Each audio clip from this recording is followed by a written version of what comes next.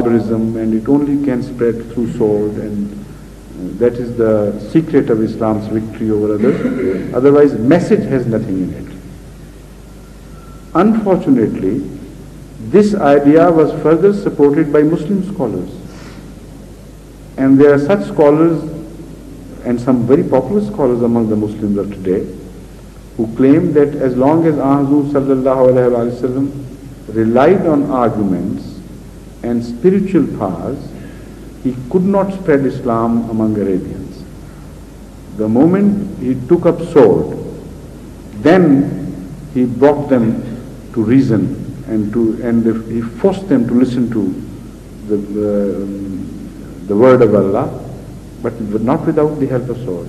Look at Maulana Maududi Sahib, read his Haqiqat-e-Jihad, and then you'll understand what I mean. So if Allah wanted to defend Moses before him, who was not as dear as Hazrat Muhammad Mustafa sallallahu alaihi wasallam was, why should he not have defended Hazrat Muhammad Mustafa sallallahu alaihi wasallam in the same manner?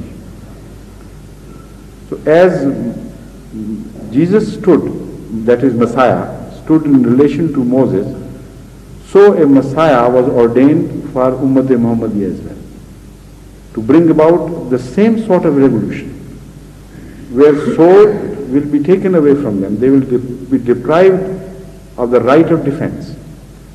Yet left alone and defenseless, they would ultimately become victorious, and no persecution would be permitted to eliminate them. Rather, it would leave them stronger than before. That was the phenomenon of Messiahhood, which was repeated. And we are passing through that phase. 100 years of our history is exactly unfolding the history of Christianity, the early Christianity, that is to say. And after every persecution, we know we are becoming more powerful and we gain more influence and increase in number and in wealth in every quality, which is,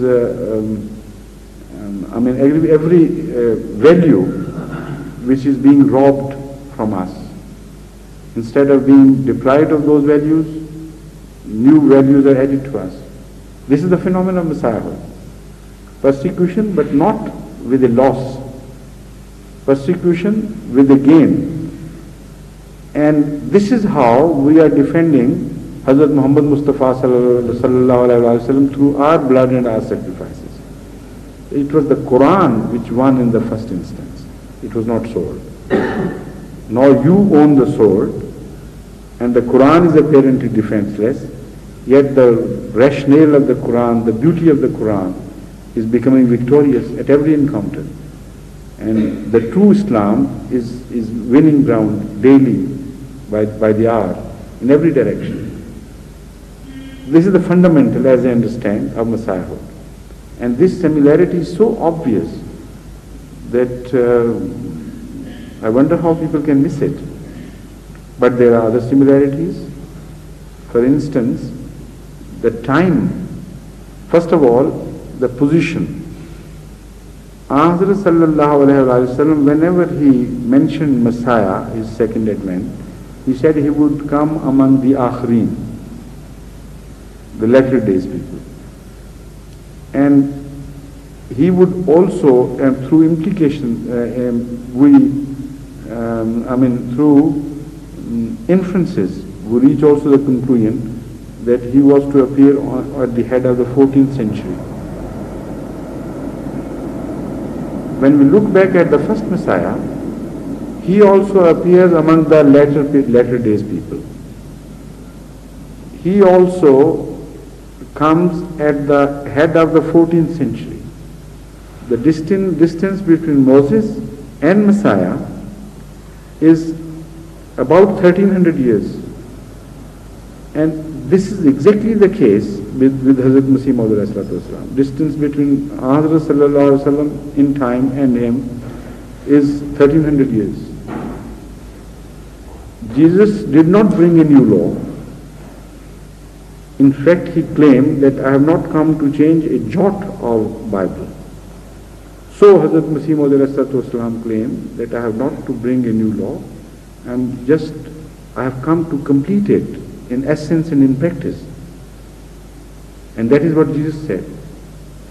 Similarly, the revelation which was given to Jesus, according to the Holy Quran and according to their own claim as well, it is called Injil, Anajil. Do you know what Anajil means? It means Mubashirat, nothing else. Injil means a glad tidings, and Anajil is the plural of Injil, which means Mubashirat. And Hazrat Muhammad Mustafa sallallahu alaihi wasallam predicted that Lam yabqa min al-nubuwwati illa al-mubashirat. That is Anajil. There's so many similarities. And the similarities are further extended not in the person of Hazrat Masih Maud Islam alone, but in the persons of his opponents as well. Hazrat Rasul Kareem sallallahu alayhi wa sallam described in detail the age when Messiah would appear. And he himself predicted that his ummah in those days would be like the ummah of the Jews. And he said the similarity would be so complete as one shoe out of the pair is similar to the other shoe of the same pair. So my people apparently, who are so-called Muslims, we should say, according to that prediction, they would become exactly like Jews of Jesus Christ's time, with hardened hearts, and all these qualities of that time have been repeated by Hazrat sallallahu alaihi wasallam. And he says they would become like these people. So if they have the same disease, the remedy should be the same. That is Messiahhood. So similarity is extended to the whole Ummah. Because the Ummah would become a people like the Jews, so the answer is the same, Messiahhood. That is the only cure for such a people.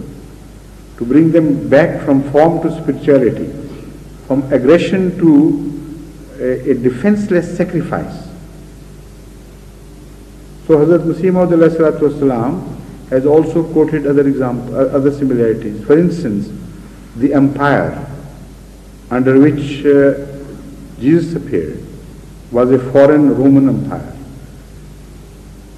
And the empire under which Hazrat Masih Maud appeared was also an extension of Roman Empire. The fact that the British or the Western Empire, the Western governments are an extension of Roman Empire can be verified by the claims of their own leaders. For instance, Churchill, in his book on compatriots, the leader, I think, I don't remember the name, exactly the title of the book, but that is the book which describes some of his contemporaries, not compatriots, contemporaries. And the title is just missed. But in that book, under the title Trotsky, he writes that the Western civilization and the Western political power of today is in fact a revival of the Roman Empire and an extension of the same empire which had lost to the world for a while. So a person no less than Churchill also claims that this is exactly Roman Empire that we see today in a different form. So Hazrat Masih Maud had said exactly the same thing, and he's written it in his book, that the present government is in fact a form of Roman Empire. And under the Roman Empire, Muslims of India were as significant and as small, as unimportant as the Jews were in the days of Jesus Christ under the Roman Empire of that time. And there a feud started between two factions. Jesus Christ was on one side and the Jews were on the other. So to defeat messiahhood, they